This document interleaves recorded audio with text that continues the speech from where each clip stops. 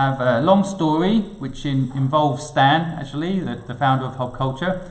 But long story short, I have started 17 companies from scratch as a startup founder. Quite a few of them have done quite well. In recent times, I had an agency called Fluid, which was the largest independent agency in Hong Kong, which I sold in 2016 to PwC. My belief system has taught me a few things along the way about business. In particular, I think I've learnt the secret to it all, which is a big statement. But I basically believe I've figured out, if you want to be successful, what you have to do. Now, not only have I started 17 companies, I've also invested in over 65 firms. So through that process, I think I've seen every type of business model there is, every type of culture there is inside a business, and every type of way of making money and trying to make your business work. So my idea today is try and share that with you all. Now, I've not done this before as a Zoom, so perhaps what I'll do, if it works for everybody, is I'll just tell you a story. It'll be about 15 minutes, and at the end of it, maybe then I can answer some questions and try to give you any insights that you perhaps got from my talk, and give you the final conclusion to those insights. So if that works for everybody, I'll just jump in. Okay, so basically, I started my own first company at 15 years old, and I didn't know what I didn't know. And my first ever business was a gardening company. Not very high tech, not very sophisticated, but it worked. And I basically am doing what I'm doing today. I'm retired. I retired at 40, and I was able to retire in part because I understood this concept of what the secret to it all really is. Now, about 8 years ago, I had the opportunity to invest in a startup. It was one of my first companies to ever invest in. And I was pretty nervous because up until that point, I'd really been only investing in businesses that I was running and I was in control of. So the idea of giving my money to someone else and relying on them to make that business work made me a little bit nervous. So I spent quite a lot of time trying to understand why these big companies like Google or Apple, or even for that matter failures like Kodak had gone the way they'd gone.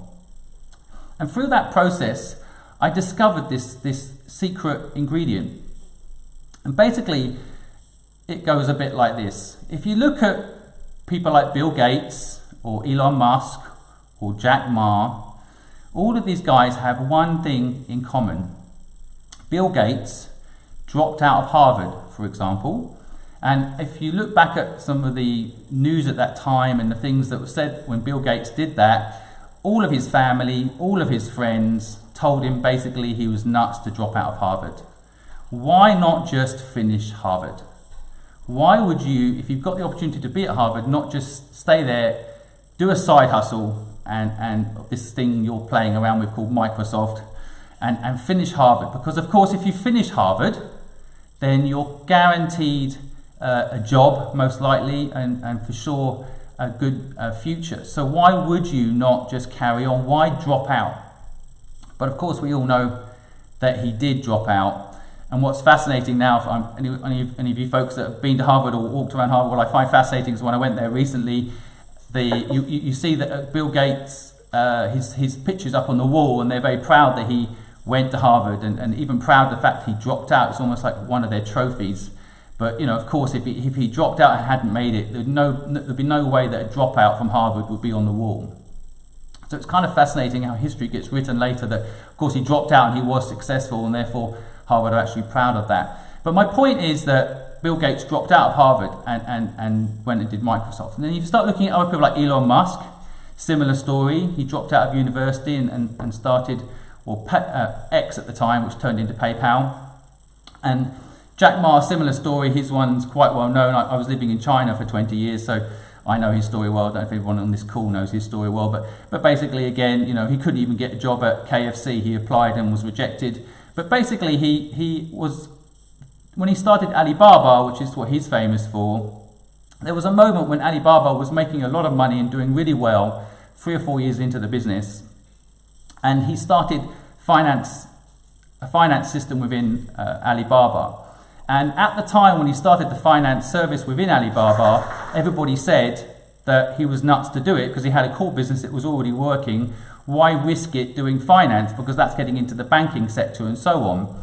And he famously, at a Credit Suisse event that I was at, he said on stage something that stuck with me forever, which was, if I hadn't started the finance payment system on Alibaba, then the way that the China e-commerce system worked, there was no way for people to trust each other and buy things online. So he kind of had to do it to make his customers happy. And although at the time he was advised that he could actually go to prison in China for trying to interfere in the banking sector or get involved in finance without a license, he said at the time that he would risk it all and take that chance and start the finance piece of the business because he knew that's what was going to make his business successful. So here is a man who had quite a successful business at this point, probably enough to be set up for life, that was willing still to put all that on the line and start the finance piece of his business at Alibaba and take it to the next level. And this is why people like Bill Gates, Elon Musk and Jack Ma are so successful, and this is the secret to it all. They're all willing to risk it all. Now, when I first say that, a lot of people I've had feedback say yes and no. I'm willing to risk a little bit. I'm willing to risk some. I'm willing to do a calculated downside risk. But if you really want to make it, if you really want to know how these big companies make it, they risk it all. Now you can start looking at businesses themselves like Google. How has Google managed to stay so up there? Apart from the fact, of course, they've got a cash cow with the search engine, they're still risking it all by investing in driverless cars, peopleless cars, they drive themselves. And there's people at Apple that keep reinventing. Of course, Apple had a bump in the road, and when Steve Jobs was kicked out, Apple went downhill, and then when Steve Jobs came back, it clawed its way back. But Steve Jobs, famous for saying when he first came back to Apple, we're going to go for it, we're going to risk it all. This company's either going to be bust or we're going to make a big comeback. We're not going to die slowly from 1,000 cuts. We're going to go for it. And basically, again, it was a go big or go home was the phrase that he coined at the time. But it's kind of like, let's risk it all. Let's make this company brilliant or let this company go. Now, the people that haven't done this, and there's a lot of companies that haven't followed this rule, people like Kodak. We all know the story of Kodak. We all probably also know that Kodak invented the digital camera, but they buried it. They were scared to use that product because they could see that they would lose it all. They would lose their core business, which was the film production business. They didn't look at the bigger picture, the irony of that phrase. And Kodak died because they weren't willing to risk it all. So this is kind of the secret ingredient that I discovered when looking at all these businesses that were successful. So what I started to do when interviewing people before investing in them was understand their motivation. Were they all in? And you might see this quite a lot. I don't know if you watch shows like Dragon's Den, but you might see this a lot where they'll say, have you quit your job and are you doing this business full time? And that's an example of like willing to risk it all that some people just aren't willing to do. Some people will not quit their job and do something full time, and that's a red flag. And so the secret is basically this concept, and I know this from my own personal experience. So I'll tell you a personal story about me. So as I mentioned at the beginning, I actually started a business at 15 years old. I wasn't born an entrepreneur, I became an entrepreneur at 15 years old. And basically what happened to me was my family were quite wealthy, and my father invested in a lot of real estate. And in the mid-80s, for anyone here that was around at that time, I have no idea anyone's age on this platform, but in the mid-80s there was a boom in the property market in the UK, and my family rode that boom. So they bought a property, it went up in value, they mortgaged it, and then luckily the UK banks kicked in something called the 99% mortgage, and people were able to borrow even more money, so that's what my parents did. They borrowed money on the houses they bought more houses with that money. House prices went up again, then houses became expensive, so more people needed to rent. so they could get more yield on the property, so they bought more property with that, and ended up, in the end, my family ended up owning a huge amount of real estate in the Cambridge region of the UK, and made a lot of money.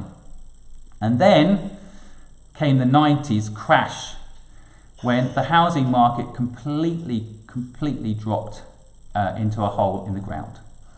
And interest rates went up to 15, 16, 17%. And literally overnight, my parents went from multi-millionaires to broke. And I can remember like it was yesterday. I was actually 14 when this happened. A big pile of keys on the living room table that my parents were putting into a supermarket bag to take down to the bank, because basically the properties were worth nothing compared to the loans on it, and it was all collapsing, and they were giving the keys to the bank.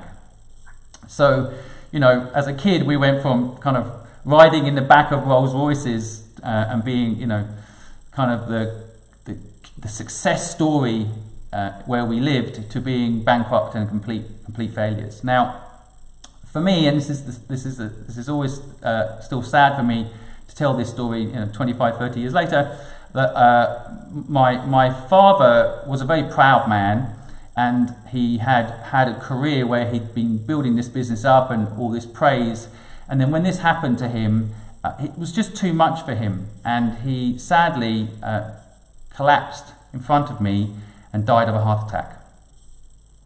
Now, it was an awful moment in my life, and even now when I tell the story, I find it hard to tell the story. But my father literally just couldn't take the stress of losing it all, and let's call it shame, which I think is how he felt. I don't think he should have felt that way, but he felt like it was his fault for gambling the way he did. And so he passed away. Now, at 15 years old, I found that really hard to deal with. And there's some lessons that came to me at that time that maybe were slightly wrong, but this is what happened. My mind, I basically said to myself, I reviewed my dad's life, and my dad started working quite late in life. I mean, working for himself quite late in life. He worked for a company up until the age of 40. It's a funny age. And he then quit his job and started this business, this property business and an insurance business that he had. And I just remember reflecting on it and thinking, if he'd done it younger, I wonder if he could have controlled his health and perhaps lived through the stress of something like that happening to him. And so, in my mind, I felt like at that moment I should start working. And then I had this idea to do a gardening company. And so I started this gardening business, and that's a whole new story. I've actually done a TED talk on this. You can probably go listen to that story there. It'll be more interesting. But basically, I always say that my father gave me a gift through all of that hard time and that pain. It pushed me into the world and made me start taking chances very early in life. And so I basically always say the gift my father gave to me was the freedom to fail. Because I had all this expectation on me up until that point. I was going to go to Cambridge University, I was going to be a lawyer, I was going to be what my parents wanted me to be, because they'd come from an entrepreneurial life at that point in their life, so they kind of started pushing me to get an education. But I then went completely the opposite way, left school with literally the basics, and started a company. And I started taking chances, and I made a lot of mistakes. And as all my friends went to university, I stayed, of course, close to them. I then started having real life experience of failing again and again and again. So I'd hire someone and get it wrong. I'd get a contract and underprice it. I'd buy the wrong equipment. I did all these things wrong that taught me the real world. And it didn't matter that I failed because I was young and no one was watching me. So, in a way, this story, I'm trying to explain that I learnt this concept of freedom to fail, which is very similar to what I'm trying to say with the secret to it all, which is if you want to be successful, you have to act like you've got nothing to lose. And so even now, Elon Musk, who's famously been quoted as saying, after PayPal, he put in his pocket $107 million US in his pocket. He never needed to work again. And certainly he would have been credible on every stage around the world to stand on stage telling people, motivating people and getting paid for saying whatever he said would be gold because he built this business up into something successful. So why did he go again and almost go bankrupt with Tesla, almost go bankrupt with SpaceX? He was quoted at one point as living under his desk at Tesla. He got a government bailout because he was almost bust. Why would you take that massive success and go again? And it's to do with this point I'm making, that even today, whatever I get involved in, I am willing to risk it all. I am willing to put it all on the table. I'm willing to go completely broke doing it, otherwise I will not do it. And that, in a nutshell, is what I think makes people successful. And all the companies I've invested in, the ones that have that attitude do well. And I look back at my 17 businesses, and the ones where I did that 100% without blinking worked. And the businesses where I hesitated for a second didn't do as well. So there is one final piece to this, and then I can open up to the floor and take questions. But there is one more piece to this that I have discovered recently.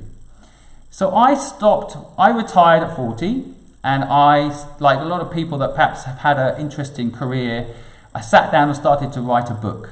And of course in that book, my idea was to tell people all the wonderful things that I had done, how I had done them, and how I'd managed to make not only millions and millions of dollars, but create businesses that I'm proud of and build brands that had value. I mean, PwC paid me a fortune for my company. How did I do that? And so I sat down to write that book, like a lot of self-help business books. I am brilliant. Let me tell you how to do it. Let me write it down so you understand how you can do it. And as I started to write that book out, I said to myself, I'm actually writing this book for my son. My son is now 2.5 years old. I'm writing this book for my son. I want him to know me. I wish my father had written a book like this, is what I said to myself as I started to write it. I want to be completely honest about who I am and how I got here. And as I started to write that book, there was this one thing that came up that now I'm obsessed with. And that one thing that kept coming up was not that I'm brilliant, not that I'm cleverer than anyone else, not that I worked hard than anyone else. The one thing that I did that everyone needs for their business to be successful or for their life to be fulfilling is luck. Luck was the secret ingredient as to why I was successful. So there's all these sayings out there, the harder you work, the luckier you get. That's also not true. I actually worked less hard and got more lucky. So now I'm on a mission to understand what luck is. I'm on a mission to update the dictionary because I think the dictionary definition of luck, there should be at least 2. Because I think there is an element of luck which is also a skill. I think luck might well be a skill. But 100%, you work hard, you are not guaranteed success. You have a good idea, you are not guaranteed success. Unless you have luck. So now I have a podcast show called The Good Luck Club. Again, I do it all for free, just to try and help entrepreneurs out there.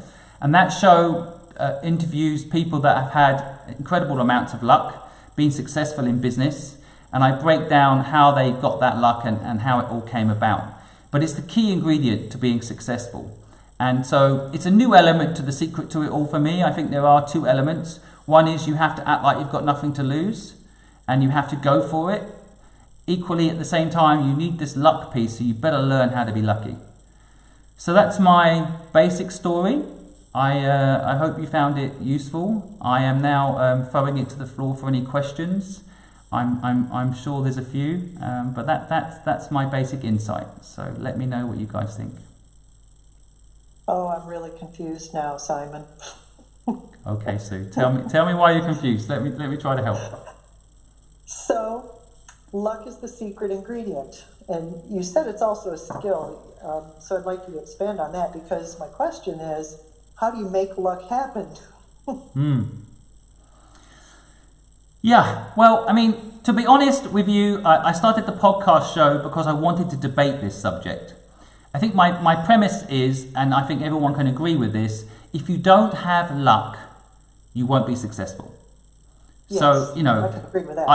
I get a little bit frustrated with the terminology of the lucky you get, the harder you work, the lucky you get, because, you know, there's a lot of people that if they work too hard, they get ill and so on. So, you know, it's not completely true. But I think there's a couple of elements to it from my research so far. One part is an element of law of attraction. There is an element of that. So you've got to be in the right place at the right time to get lucky. So the argument, I had an agency business that went through SARS in Hong Kong, by the way, that in the first pandemic I ever experienced in 2003 was the SARS virus in Hong Kong. I had a business called Fluid at that time in Hong Kong, and it really suffered. Every business shut down, just like everyone's experiencing right now. It's like a dry run for what everyone's experiencing right now. I have been through this pandemic situation before, so anyone listening, I just want you to know it will end. I have seen it play out, it will end. But there is a big shift that happens during that process, and it happened to me. But what I'm basically trying to say, Sue, to answer your question, is that to get lucky during that nightmare situation during SARS, we had to work very hard in mindset. We had to change our business model to what the customers needed. We had to rethink how we charged. We had to rethink how we collected payment. We had to rethink how we managed everything we did every single day, because everyone also started working remotely. So, you know, basically we had to get lucky in that business. And I had Fluid in 2003, and it wasn't until 2016 that I sold it to PwC. So it was a long road, one I thoroughly enjoyed, I would like to add. But the point being that, you know, to get lucky to a point where that business was very successful, there was also an element of you have to apply yourself. But equally, to get lucky in life, I think sometimes you have to know when to quit and when to shut that business down because it's not working. So this is one twist to it, Sue, is that sometimes bad luck is good luck and good luck is bad luck. And so it can sometimes be a matter of perspective. And so it's a lot to do with your mindset and how you view your bad luck. So I know a lot of people that would say, oh, 2008 when the financial crisis hit, oh, unfortunately I started my business and then the financial crisis came, so I had to close it.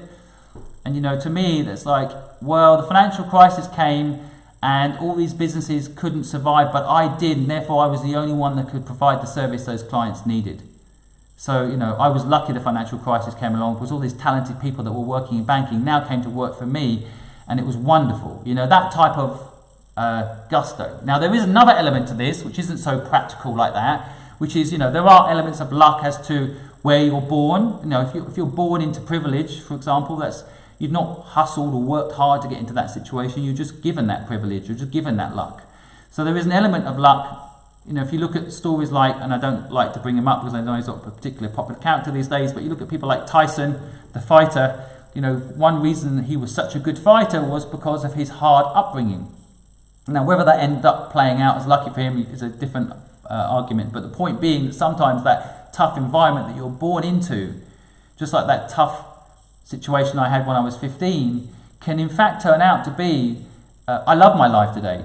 I feel very fulfilled, I feel very lucky, I can spend time with my son, I get to work out, I get to be healthy, I get to do these things because my father in a way gave me a gift. So through something really awful that happened, in a way, and it's hard to say it this way, but in a way it was good luck.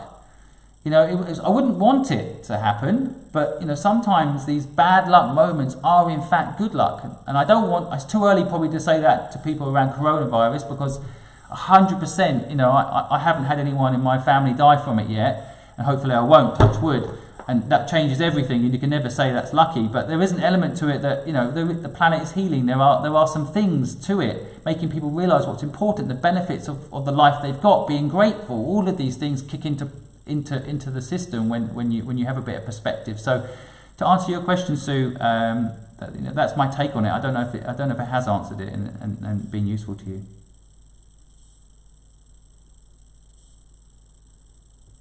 Feel free to come off silent and say yes or no. I had to figure out how to unmute my phone again.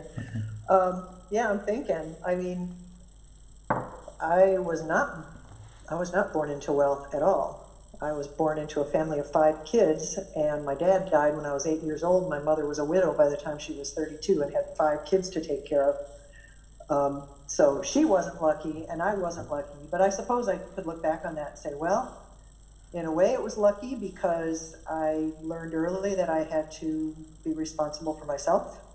And I was the first one in my family to go to college. And I have a happy life and I love my life and I hope I have a couple more decades to live it.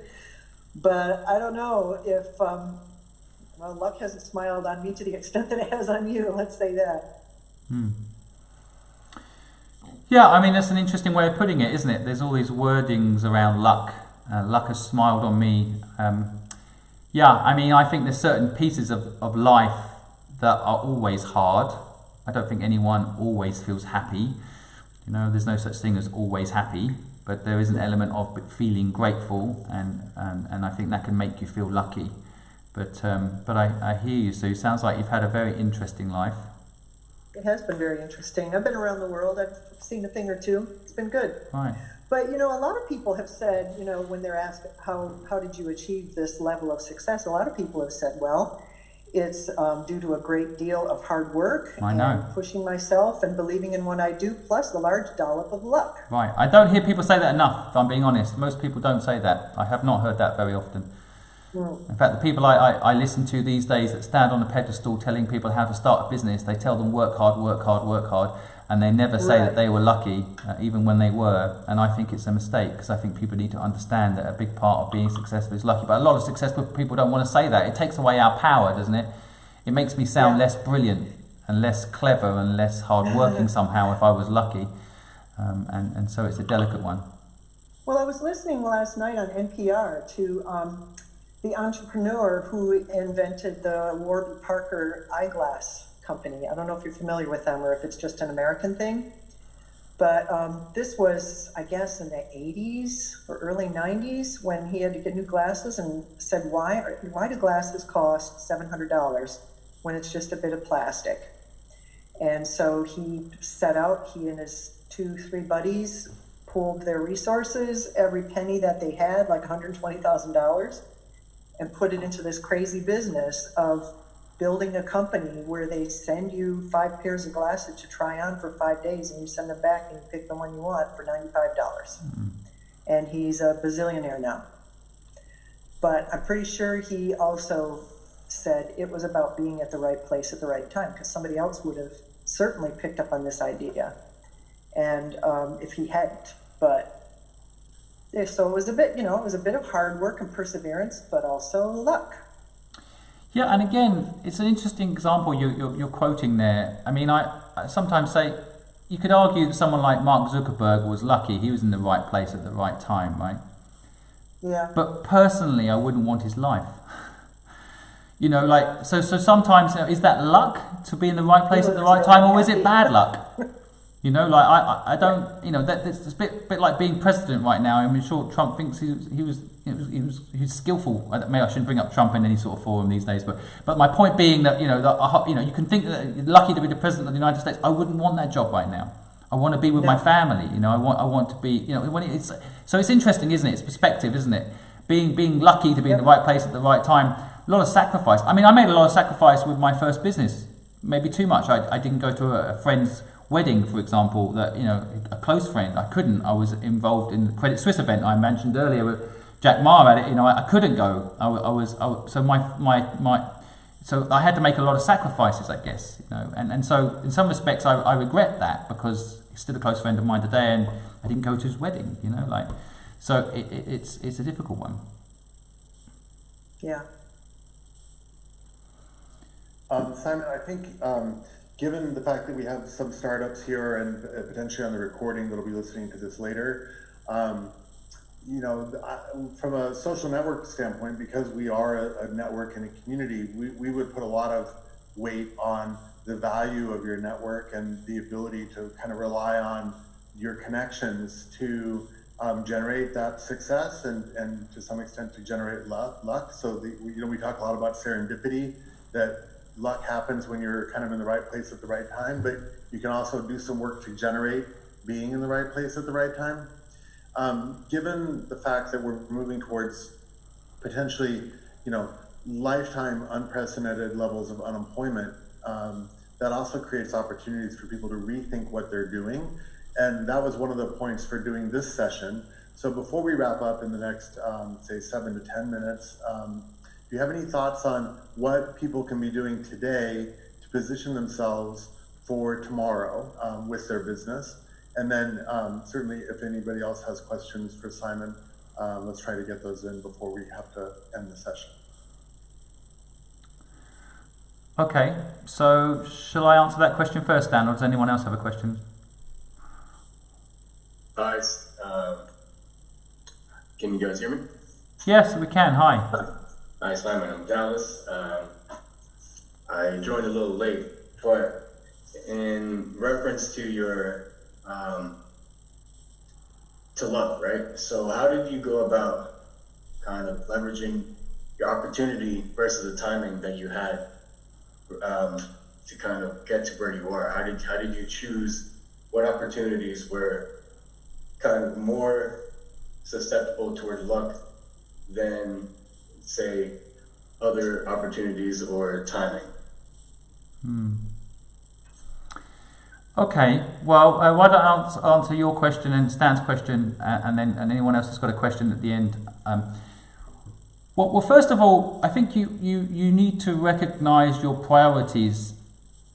You know, sometimes I guess it's put in the context of like, what's your target? To be lucky, you kind of, in a way, need to know what luck looks like. So for me, an example would be at 40, actually I did not plan on retiring. In fact, the opposite. I had it all going on in Hong Kong at that time. I just opened up an entrepreneurs club called Meta.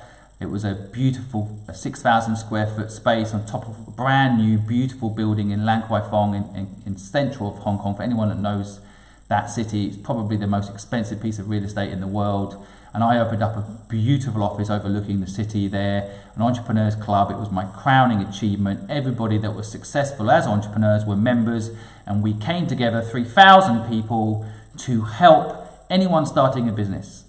And so I had no plans on slowing down at all.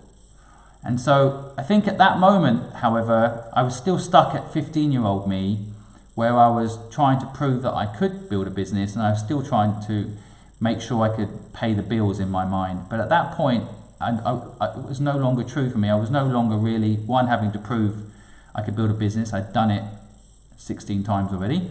And equally, I certainly didn't need to worry about money at that point, but I was still using it as an example. So my partner would say to me, hey, let's spend Saturday night together. And I'd be like, no, I'm working. And I think at that point, they're like, well, why? And I'm like, well, I've got to provide, you like the housewarming, don't you? You like all the holidays we have, don't you? I became that person and I suddenly realized that, well, my partner said to me, actually, no, you're doing it for you. You're not doing it for us, because we want to spend time with you. The family wants to spend time with you, and what you want to do is get on stage and talk at a TED talk about how, all the things that you've done. So basically what I'm saying is, to get luck, in a way, you need to know what your priorities are. And for me at 40, I suddenly realized that actually my priority was my family. I have an amazing partner in life, and my priority is that person. Equally, at that point, I wasn't healthy. I was having, amazing lunches and dinners every day in Hong Kong. And anyone against been to Hong Kong, you know how many amazing restaurants there are. And I was just eating too much. I wasn't looking after myself, and I was just feeding my power and glory and ego. And so, I got lucky by realizing that I should stop working for a while, and I called it retirement. I mean, it's not really retirement. No one retires anymore. But it's a sabbatical from work, certainly a sabbatical from having to run a business that makes money. And so, I realized that I was lucky at that moment that I could do that. But up until that point, I just saw myself working harder. So kind of to answer your question about, when do you keep working? When do you stop? When does the luck come? Sometimes you're lucky and you don't even realize it. And I do think that's what coronavirus is teaching a lot of people. You're alive, you're healthy, and you can spend all day at home. Be happy. Like a lot of people are so busy in the rat race, working hard, chasing what? So maybe, coronavirus has brought some reflection onto what I've got right now, and I should be happy and I am lucky. A lot of people don't think they're lucky. They don't think luck has shone on them, and actually it has. So it's a question of perspective. And to your question, Stan, I love networks, and I've always been a fan of what you've been doing, and I really buy into the concept of network. There's a good thing and a bad thing about network. When I was in Hong Kong and I said, right, look, I'm going to stop working for a while, everyone in my network are highly motivated, highly successful, driven people. And I don't want to name drop, but I remember a particular conversation with a very well-known billionaire in Hong Kong. He's actually the 7th richest man in the world. And he said to me, I said, I'm going to stop for a while and spend some time with my family and work on my health. So I'm going to, pull back from the businesses I've invested in and stop for a little while. And he said to me, Simon, don't stop. You'll regret it. You are what you do. And I remember it like yesterday. That's why at 80-something he's still working, this particular individual.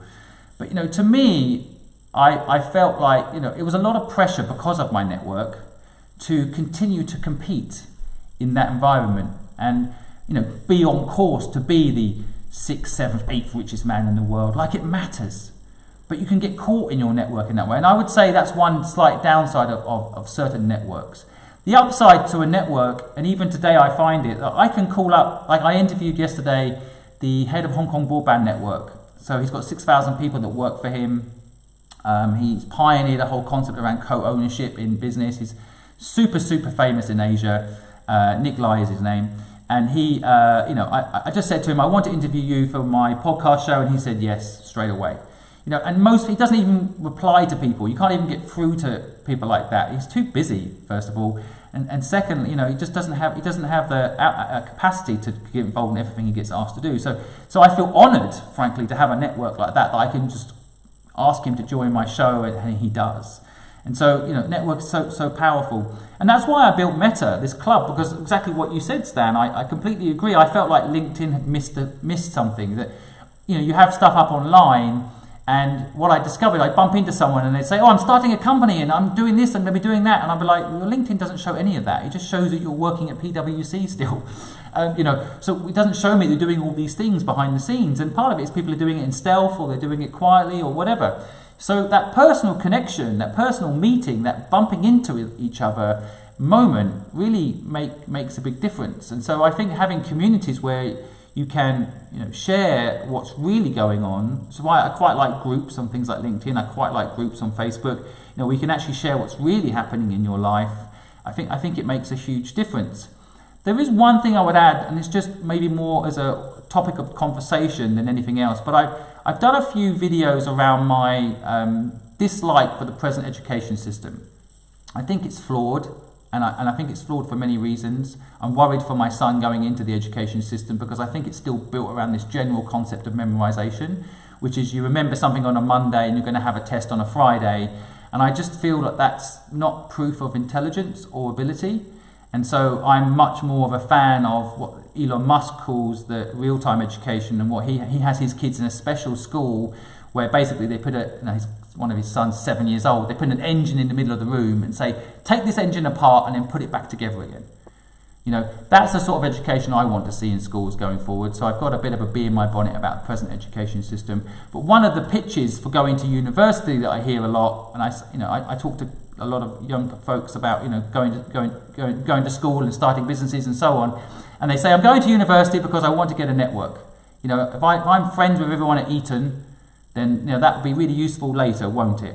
And my argument is you don't need that network that way. I got business from Fluid because we did good work, because we had a good reputation. And so I would seek out the network that I would need to not only hire the talent that was needed for that business, but also to actually get the clients to do the work. And so, we basically had the ability to build a network based on our core need and our core service. I didn't need to go to Eton to have the network, to know someone working at a company to get me the work, if you know what I mean. So I'm on a bit of a mission to make sure that people don't get locked into the wrong network and don't get peer pressure by the wrong network. And I got peer pressure, you can call it upwards, but there are peer pressures going downwards too. So I think that's one of the problems with knife crime. in the UK, without going off at a tangent, but you get into the wrong circles and the wrong networks. So to answer your question, Stan, I think networks are incredibly powerful.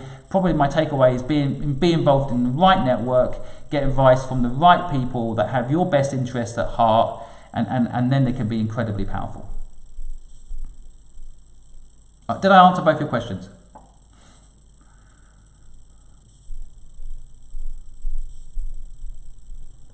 Hi, Simon. Yes. In regard to my question about luck and opportunity, yes, you answered in the network, or at least realizing the potential of a network within the school and kind of prioritizing your time out of school for learning versus trying to build a network is insightful. I mean, it's something that I've been thinking about, getting ready to go to school and all that. So, yes. Yeah, You guys, go we ahead. have just 1 or 2 minutes left, so we'll go ahead and wrap up, and hopefully we'll be able to get Simon back for another chat on another session soon. You want any closing words? I want to rush in and thank you, Simon. This is Henning. Thank you so much for sharing this. Very inspiring. I think you're absolutely up to something. I guess you have to just keep clear that luck is this thing that is not captured by the word anymore. If you redefine it into something that you can fabricate, right? So yeah. that's this important essence of this word, I guess. But still, very, very inspiring quest, and I'll be stoked to find out what you're finding. Thanks. Well, I'll be on Thursday again. I'm back on at 8 p.m. I'll be talking about the 8 steps to build a business. So if any of you guys want to join, you'd be very welcome. Thank you. Yes. Yep, great. Okay, well, thanks everybody. You can check schedules for the week at hubculture.city, and please share the schedule with your friends. We're doing everything from virtual gym to investing in the crisis to COVID response with some of the top infectious disease doctors in the U.S. So check the schedule. Thank you, Simon, for joining us and for Pleasure. hosting the session. And we'll see you guys all soon. Great. Take care, everybody. Thanks. See ya. Hey, YouTube. Thank you for joining me for the live broadcast this evening. That was a Zoom session with a community called Hub Culture. I was asked to speak to the community there and share my insights on what I'm calling the secret to it all, my personal insights from having started 17 companies and invested in over 60. I have seen a lot, I know a lot, and I'm here to help. So just to conclude on the YouTube live piece, if there's anyone out there that would like my help, if there's anyone out there that would like some support right now, if you're a small business owner, if you're an entrepreneur struggling, I want to try and help you. I have a website, simonsquibb.com. You can go on there and leave me a message, and I will try to respond and support.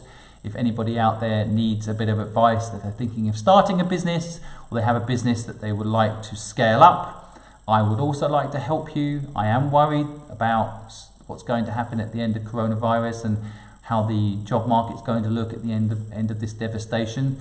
So I want to try and encourage people to start businesses of their own from home. I've even done a series of videos, most recently the 8 steps to starting a business from home. And so I really want to encourage people out there to start businesses that when we come through the other end of coronavirus, that can do well and hopefully employ people, and we can bounce back from this difficult time that we're all facing right now. So again, I want to make sure that I'm letting you folks know that I'm here to help.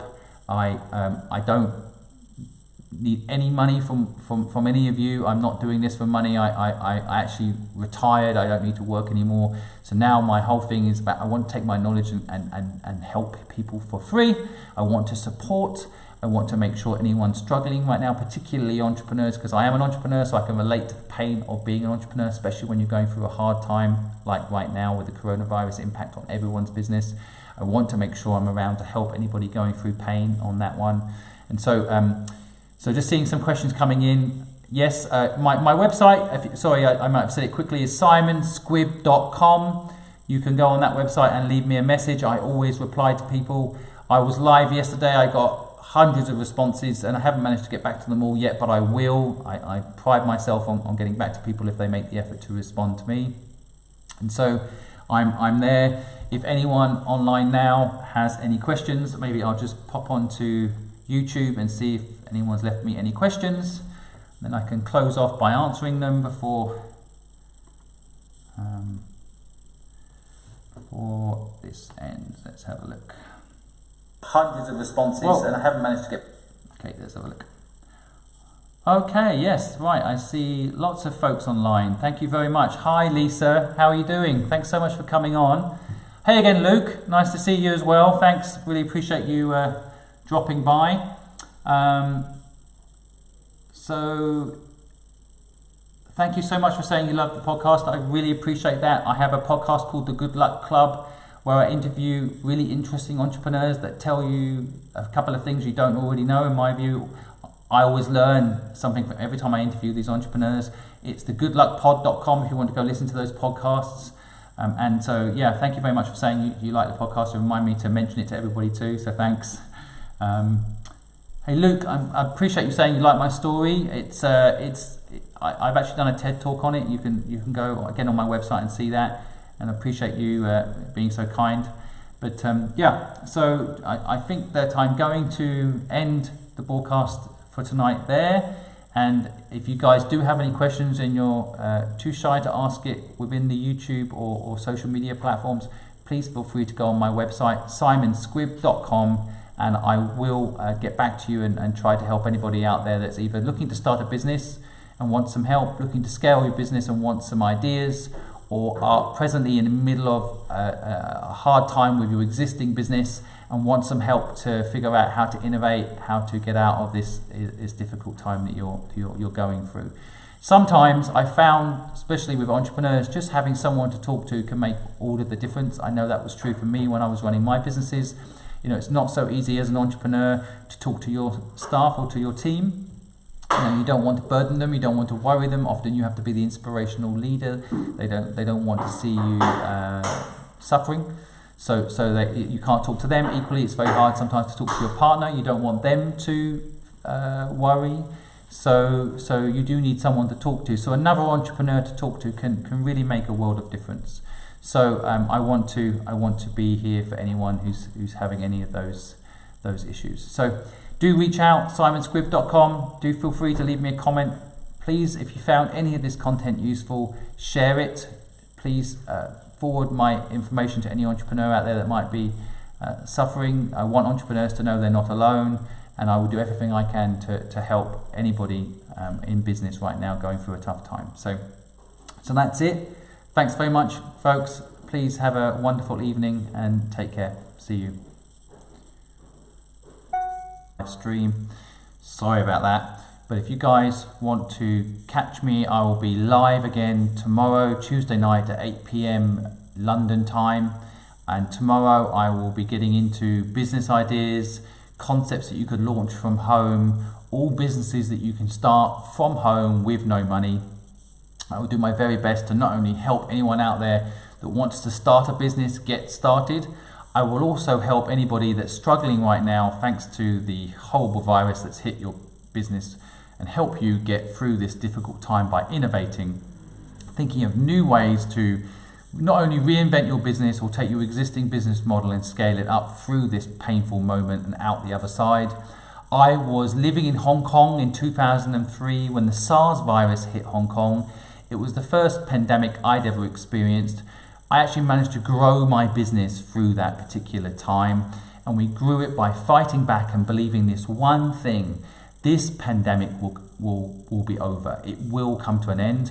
So this time right now, while maybe you're locked at home or you're not able to work your business in the normal way, it gives you time to reflect, to plan, to strategize about what you really want from life and what you really want from your business, so that when this is over, and hopefully, going by my Hong Kong experience, 4 or 5 months from now, when this is behind us, you're ready to go and build the business of your dreams, or build the existing business of your dreams up into what you want it to be tomorrow. So this is a time to plan, and I want to help you do that. So every single night I'm going to go live, broadcast on YouTube, and talk about what you could be doing.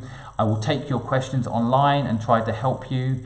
And ultimately my aim is to try and not only encourage people to start a business of their own, there is no better time than right now to start a business. Equally, at the same time, anyone that's got a business and they're struggling right now, I want you to know you're not alone. I've been there myself and I will help you. So that's it, that's my message. I'm sorry that my previous live looks like it got deleted, but I hope that this quick update to tell you that I'll be live again tomorrow at least gives you a chance to reconnect with me tomorrow, and I will answer any questions you have, and I will try my very best to help you through this difficult time. So thanks for joining. Nice to see you all. Thanks for all the questions online earlier if you're rejoining. Thanks to everybody on TikTok listening right now. Thank you to everybody on Twitter for listening right now. I'll see you guys later.